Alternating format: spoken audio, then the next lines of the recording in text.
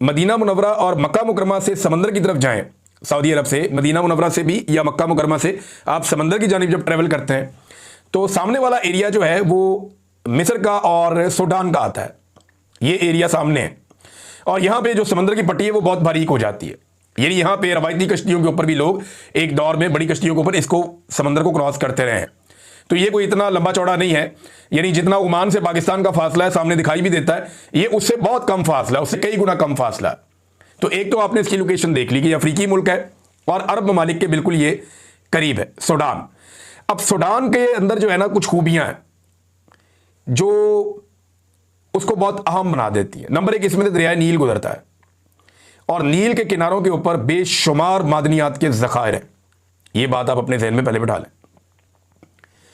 और दूसरी बात यह है कि यहां पे रेगिस्तान भी है इस मुल्क में, यहां पे बहुत बड़ी और ज़बरदस्त सरसब्ज चरागाहें भी हैं और इसका मौसम भी अरब ममालिक से ज़्यादा बेहतर है।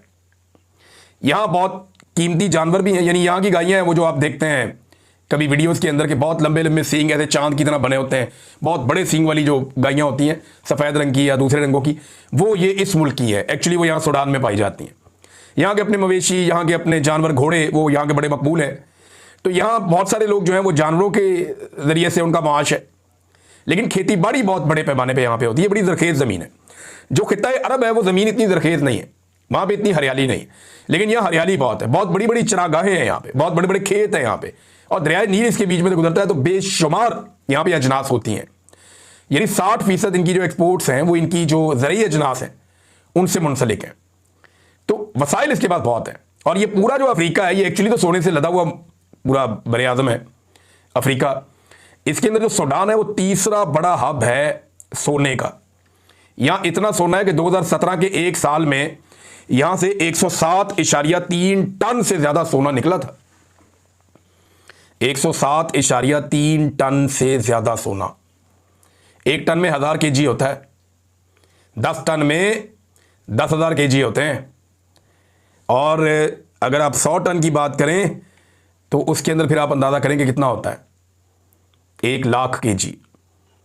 तो जनाब ये जो है यहाँ से सोना निकला 160 टन सिर्फ 2017 में। पिछले साल 2024 में यहाँ से जो सोना निकला था वो 64 टन सोना यहाँ से 2024 में निकला था। अब इसकी मालियत कितनी होती है देखिए, पिछले साल जो निकला वो 7 अरब डॉलर से जायद का था। पिछले साल जो सोना निकला था। सोना सूडान के मुख्तलिफ इलाकों में फैला हुआ है। ये जो कत्लेआम सूडान में हो रहा है ये उन्हीं एरियाज में हो रहा है जहाँ पे मादनियात ज़्यादा हैं। पाकिस्तान का मॉडल आपको पता है ना, ऑपरेशन वहीं पे होते हैं, हालात वहीं ख़राब होते हैं जहाँ पे मादनियात होती हैं। इसी तरह जहाँ पे वसाइल होते हैं वहीं पे मामलात ख़राब हो जाते हैं। ये पुराना कानून है दुनिया का। तो अब सूडान के अंदर जिन इलाकों में सोने के बड़े बड़े ज़खायर हैं उन्हीं इलाकों के अंदर जो है वो शोरिश है और एक लड़ाई चल रही है और सोना बड़े पैमाने पे सूडान से बाहर निकल कर स्मगल भी हो रहा है। यानी अगर सूडान की जो कैपेसिटी है वो इतनी है कि आप 7 से 10 अरब डॉलर का सोना बड़े आराम से हर साल आप सूडान में से निकाल सकते हैं और ये बहुत बड़ी अमाउंट है। पाकिस्तान 1 अरब डॉलर के लिए, 2 अरब डॉलर के लिए पाकिस्तान कभी इधर भागता है, कभी उधर भागता है, कभी उधर भागता है। और सूडान के अंदर सिर्फ मैं सोने की बात बता रहा हूँ। अभी ज़रूरी अजनास की बात मैंने आपको नहीं बताई, अभी मैंने उनकी दूसरी अजनास की बात आपको मैंने नहीं बताई, जो दूसरी तीसरी मादनियात है उनकी बात मैंने आपको नहीं बताई, सिर्फ सोने की बात बता रहा हूँ। उनके जो दीगर मादनी ज़खायर हैं पेट्रोलियम के या दीगर, उनके बारे में भी मैंने कुछ आपको नहीं बताया, क्योंकि गरीब मुल्क है तो बहुत सारी चीज़ें भी एक्सप्लोर होना बाकी है। लेकिन सूडान के अंदर बेशुमार मादनियात हैं जिनमें सोना तीसरे नंबर पे अफ्रीका में सबसे ज़्यादा है। अब वहाँ पे हुआ क्या कि कुछ अरब ममालिक ने, जिनमें यूएई भी शामिल है, इन्होंने वहाँ पे एक तंजीम को सपोर्ट किया और ये एक मुसल्लह तंजीम थी। बहुत सारे इलाकों से जो है वो इकट्ठे हुए मुसल्लह अफराद और ये इकट्ठे होकर पहुँच जाते हैं सूडान में और ये वहाँ पे हुकूमत और उनकी फ़ौज से लड़ना शुरू कर देते हैं और ये आहिस्ता आहिस्ता कंट्रोल करते हैं मुख्तलिफ इलाकों में। जिन इलाकों में ये कंट्रोल करते हैं उन इलाकों के अंदर मादनियात बहुत ज़्यादा हैं। अब एक जो United nation human right council ने एक एमरजेंसी के अंदर एक सेशन बुलाया है अल फशीर के इलाके में जो एक किलिंग हुई है उसके मामले पे। अब इसके बारे में कुछ हमारे पास यहाँ पे सैटेलाइट इमेजेस भी हैं, मैं आज देख रहा था, और उसमें दिखा रहे हैं कि जगह जगह खून के धब्बे हैं, जगह जगह पे खून बिखरा हुआ है, लाशें बिखरी हुई हैं। बेशुमार इंसानों का वहाँ पे कत्ल किया गया। आप अगर बहुत मोहतात भी हों तो जो सबसे कम तादाद बताने वाले लोग हैं वो भी हज़ारों में 25,000 तक बताते हैं कि इतने लोग मरे गए। और यहाँ पर एक रिपोर्ट है, ये क्लैश मीडिया की रिपोर्ट है और उसकी रिपोर्ट बड़ी खौफनाक है। उसमें दावा किया गया है सूडान मिलिट्री इंटेलिजेंस की जानिब से, वहां पे दो तंजीमें जो लड़ रही हैं, एक RSF है जिसका नाम है रैपिड सपोर्ट फोर्सेस। ये वो तंजीमें हैं जो मिलके हथियार लेकर यहां पे आ गए हैं, मुसल्ला लोग जो अब लड़ रहे हैं यहां पे, और इनके जरिए से वहां से माल निकल रहा है और इनको सपोर्ट है गल्फ कंट्रीज की, UAE की भी। और UAE ने कहा कि कहीं गलती हुई है उनसे भी इस सारे मामले को मैनेज करने में, और जो सोना यहां से जाता है वो UAE की मार्केट में ही ज्यादातर जाता है। ये भी एक रिपोर्ट है, ये मैं आपको वो रिपोर्टें बता रहा हूं जो छप चुकी हैं बैनुल अक़वामी मीडिया में। अब उसमें जो ये जो क्लैश रिपोर्ट है, इसमें सूडान की जो मिलिट्री इंटेलिजेंस है वो दावा करती है कि 1,65,000 civilian women, kids and man were massacred in 2 days इन अल फशर, कि अल फशर के इलाके में 2 दिन में 1,65,000 सिविलियन खवातीन, बच्चों को और मर्दों को कत्ल कर दिया गया, कत्लेआम कर दिया गया, मसाकर हो गया वहां पे। अब ये मुझे ये दिल नहीं मानता, समझ नहीं आ रही, लेकिन जो सैटेलाइट इमेजेस हैं वो भी बता रहे हैं कि लोगों को स्लॉटर किया गया, दबा किया गया, और बड़े हौलनाक मनाजिर हैं।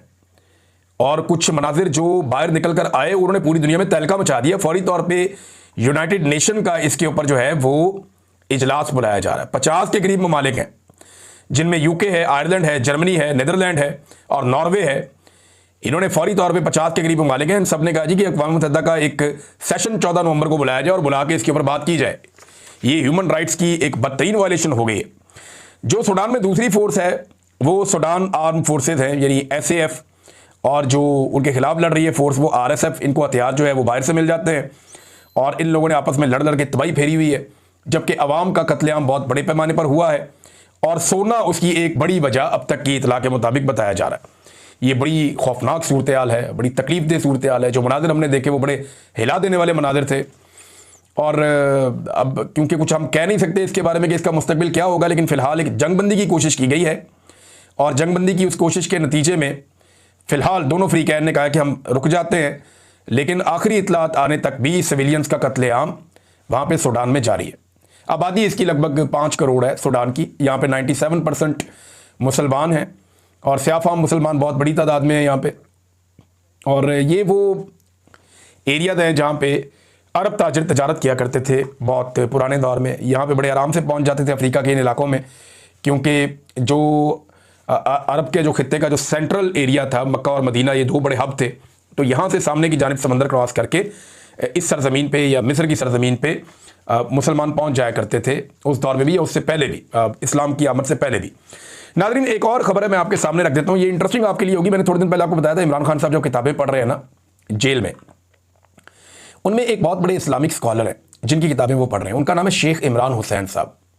मैंने आपको उनकी किताबों के नाम भी बताए थे, उनकी शख्सियत के बारे में बताया था। इस वक्त वो दुनिया के अंदर आलम इस्लाम के बड़े स्कॉलर्स के अंदर एक है और उनकी तहरीरें बड़ी शानदार, उनके लेक्चर्स बड़े शानदार, उनकी क्लैरिटी बहुत है इस्लाम के लेक्चर्स के अंदर, और उनकी बड़ी खिदमात भी हैं इस्लाम के हवाले से। तो उन्होंने एक स्टेटमेंट जारी किया, उन्होंने कहा जी इमरान खान जेल में मेरी किताबें पढ़ रहे हैं, मैं एक और किताब लिखकर उनके नाम करूँगा। ये मैं किताब लिखूँगा इमरान खान के नाम उसको करूँगा किताब को कि ये मैं उनके लिए लिख रहा हूँ। अगर इमरान खान मुसलमानों के लिए आज़ादी की जंग लड़ते हुए जेल में शहीद हो गए तो मोहम्मद अली जिन्ना से जा मिलेंगे, और अगर रिहा हुए तो वज़ीर आज़म बनेंगे। इमरान खान को बताओ कि तुम अकेले नहीं हो, तुम्हारा ये कारवान जन्नत में जाएगा या इस दुनिया में कामयाब होगा। शेख इमरान हुसैन साहब का एक स्टेटमेंट, इसको उर्दू में ट्रांसलेट किया हमारे S अहमद साहब ने, सोशल मीडिया एक्टिविस्ट हैं, उन्होंने इसको ट्रांसलेट किया था। मैंने वहीं से पढ़ के आपको सुना दिया, मैंने खुद ये मेहनत नहीं की, लेकिन मैंने उनका स्टेटमेंट सुना है, वो मिलती जुलती ऐसी बात है उन्होंने जो की है शेख इमरान हुसैन साहब ने। तो इमरान खान साहब के लिए अब शायद वो एक किताब और लिखें। अभी उनकी काफ़ी ज़्यादा एज है, बहुत ज़्यादा नॉलेज है उनके पास, पाकिस्तान के अंदर बड़े बड़े स्कॉलर्स उनको पढ़ते हैं, सुनते हैं। और मैंने पहली मरतबा मेरा जो तारुफ इनके साथ हुआ शेख इमरान हुसैन साहब के साथ, वो मुझे औरिया मकबूल जान साहब ने करवाया। उनके पास बहुत सारी किताबें थी, तो वहाँ से मुझे पहली मरतबा पता चला था। नाज़रीन, एक वो स्कॉलर हैं और एक पाकिस्तान के अंदर है मजहबी सियासी जमातें। अब सेनेटर मुश्ताक साहब ने तो पोल खोल के रख दिए हैं सारे के सारे जो जमात इस्लामी के हैं। मैं हैरान हो रहा था उनका स्टेटमेंट सुन के, और मैं परेशान भी हो रहा था कि ये क्या चल रहा है पाकिस्तान में। जमात इस्लामी हमें तो कुछ और कहती है मंजर आम पे, लेकिन पसे पर्दा वो क्या करती है और किस तरीके के काम करती है, मैं हैरान था। यानी सेनेटर मुश्ताक अहमद साहब ने इंकशाफ किया कि हाफिज नईम के कहने पर मैंने सेव गज़ा कंपेन ख़त्म कर दी। जो सेव गज़ा की एक कंपेन चल रही थी इस्लामाबाद में, वो ख़त्म करने के लिए जमात इस्लामी के अमीर ने कहा था। फिर उन्होंने कहा कि उनके कहने पर मैंने मंजूर पश्तीन और महारंग बलोच के प्रोग्रामों में जाना भी बंद कर दिया।